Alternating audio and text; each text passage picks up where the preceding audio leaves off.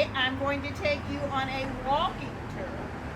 And as part of this walking tour, we're going to visit the 9 historic buildings that were here in Corydon during the Capitol period from 1816 to 1825. I'm going to be reading excerpts from one of our other books, The 9 Historic Buildings.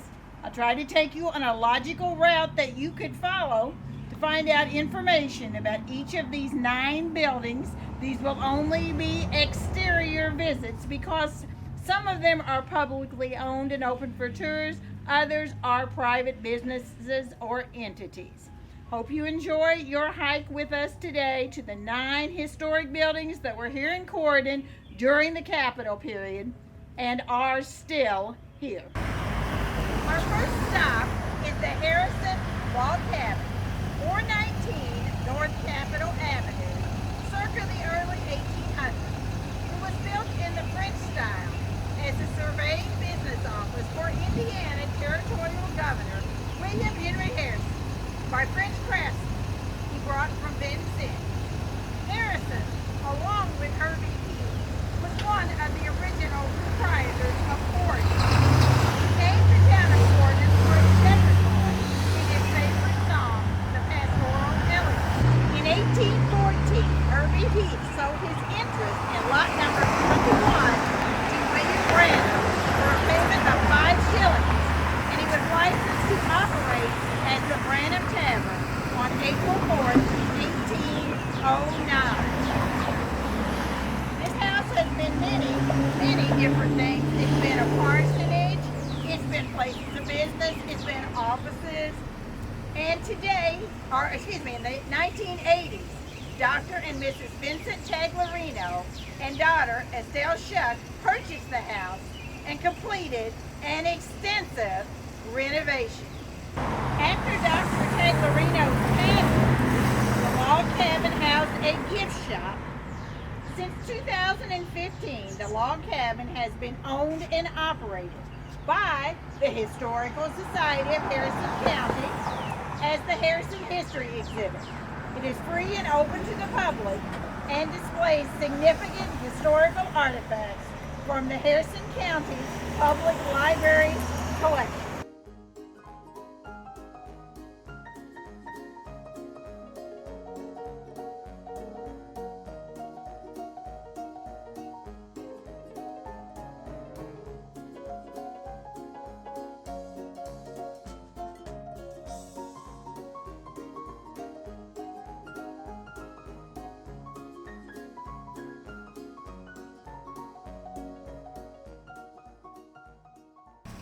The original 2-room, hewn log portion of the Westfall house, located on lot number 10, was constructed on land purchased by Herbie Heath by Hiram Westfall, who operated a tannery with a fine flowing stream of water known as Tanyard Spring, running between their log cabin and Indian Creek. The Westfalls sold to Kirkpatrick, and then the cabin was sold to Colonel Lewis Jordan, who commanded the Home Guard at the Battle of Corydon. Today, the house that you see behind me, is owned by a man named John Butte, and as you can see, the Westfall house stands just north of the Constitution Elm Memorial.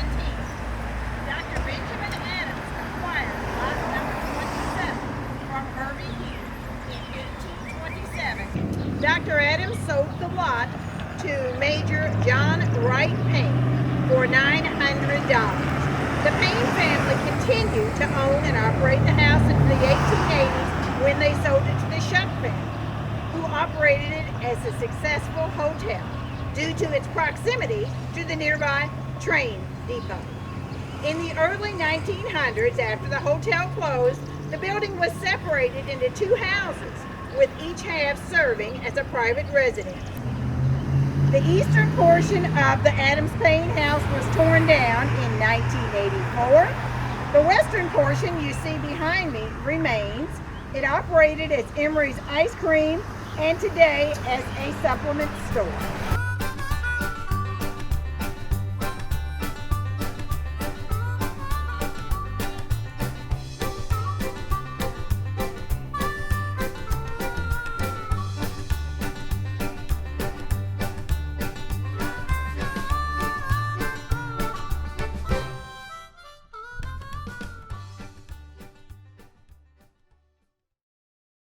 Here we are at the Posey House at 225 North Oak Street, circa 1817. This was the home of Colonel Thomas Lloyd Posey, son of Indiana's last territorial governor, General Thomas Posey, who preferred Jeffersonville instead of Corydon. Colonel Posey, who became a local dignitary, is credited with raising 14 orphans in this home. After his death, the house was sold to the Douglas family and then to the Wilson family. It then became the property of the Hoosier Elm DAR for use as a chapter house and museum. It was donated to the state of Indiana by the DAR in 2000. The state retained ownership for 12 years, then donated the Posey House to the Historical Society of Harrison County.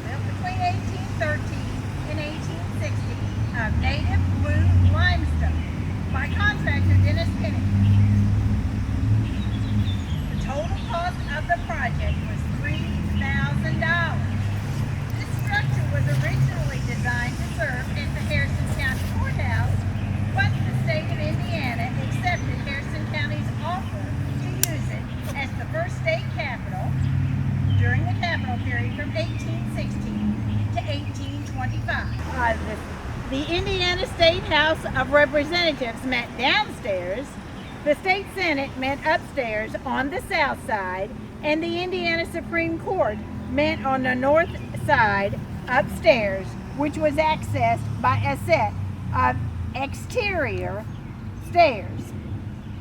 After the Capitol moved to Indianapolis, the stone building continued to serve as the Harrison County Courthouse until the new Harrison County Courthouse on the north side of the square was completed in 1929. Recognizing the historic significance of the old Capitol building, the state of Indiana paid $50,000 to Harrison County for the property deed to designate it as a state memorial site in May 1917. This building behind you is widely recognized as the centerpiece of the Corydon Capitol State Historic Site.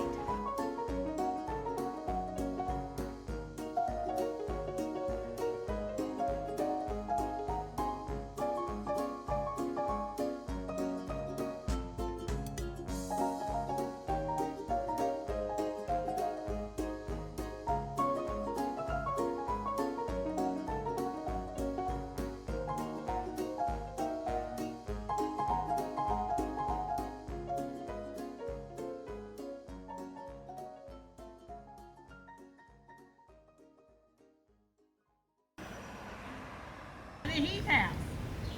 227 North Mulberry Street, also built in 1817. The lot was deeded by Herbie Heath to Nathaniel Holcroft, who married Elizabeth Applegate. In 1821, it was deeded by Holcroft to Henry Wilford Heath, nephew of Herbie Heath, who married Elizabeth Jameson, daughter of John T. Jameson, local tavern keeper, on September 16, 1817. After the death of his father, Richard M. Heath, the son of Henry Wilford Heath, who was born October 24, 1797, in Allegheny County, Pennsylvania, served as the second Harrison County clerk for 35 years, from 1817 to 1852. Henry Wilford Heath passed away on May 8, 1857. Many other families have lived in what is known as the Heath House. Thomas O. Miller family heirs sold the property to Hurley and Mary Conrad, who lived in this house while the Brewster House, also known as the First State Office Building, our next stop, was being remodeled. The Heath House was restored by John Walters in the 1990s.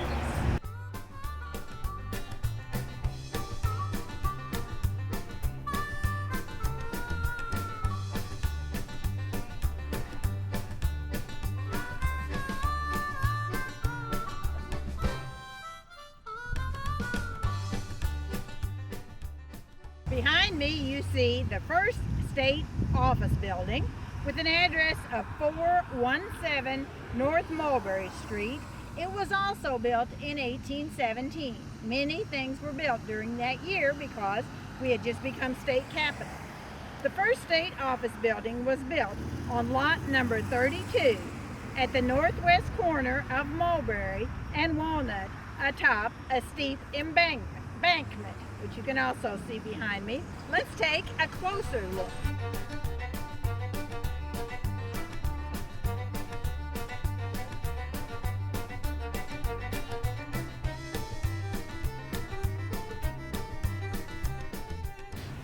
During the capital period from 1816 to 1825, the state of Indiana rented space for the state auditor and treasurer's offices during the capital period, with State Auditor William H. Lilly in the East Room and the State Treasurer's office in the West Room, with the State Treasurer housed beneath in strong boxes in the cellar. After the capital moved to Indianapolis, this structure served as a seminary as well as a private residence, including as the home of Amzie and Adia Porter Brewster. The Brewster family was musically gifted. Adia's granddaughter, Mary Sample Conrad, and her husband, Hurley Conrad, who operated Conrad Music Store and made numerous contributions to Corydon's cultural life, remodeled the house, and Mary lived here until her passing in 1998. It then became part of the Corydon Capitol State Historic Site.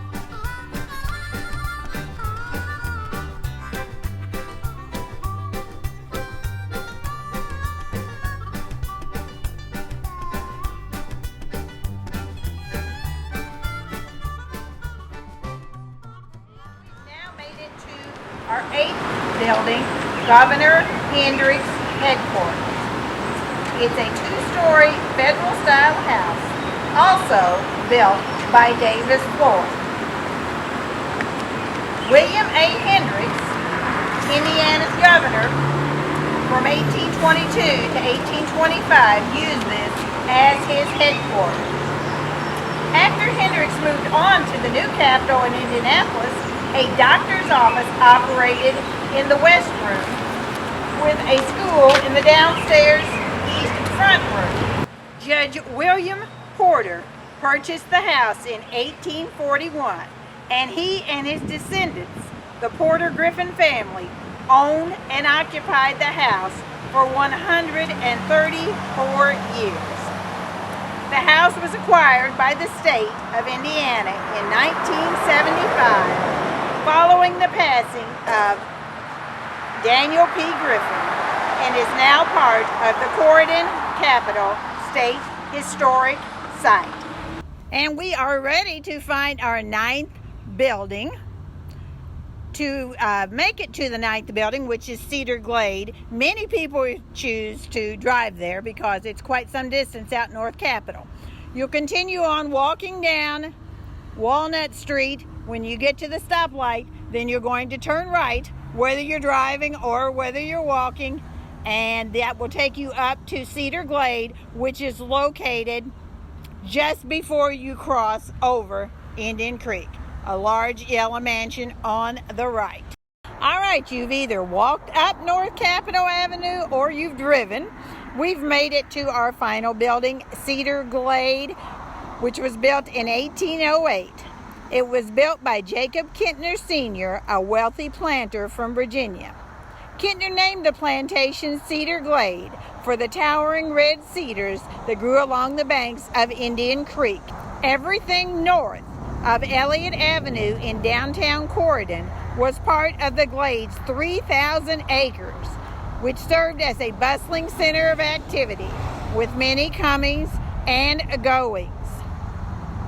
After Jacob Sr.'s death on October 10, 1849, Jacob's son, Peter Shipley Kintner, traded Cedar Glade to the McGrain family for storefront property in Louisville. During the Battle of Corydon, cannonballs fired by General John Hunt Morgan's men fell into the yard of Cedar Glade as Corydon residents came seeking shelter. Cedar Glade continued to operate as a working farm until 1946 and remained the property of the McGrain family until it was sold to the Bennett family in 1998. Today, it is a private residence. Hope you've enjoyed your tour with us. Isn't it amazing that there are 9 buildings still standing in Corydon today that were built during the Capitol period, 1816 to 1825.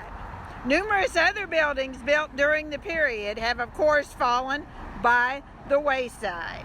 Please feel to contact me, President of the Historical Society of Harrison County, Karen Schwartz, if I can help you in any way to learn more about Harrison County's exciting history. Thank you.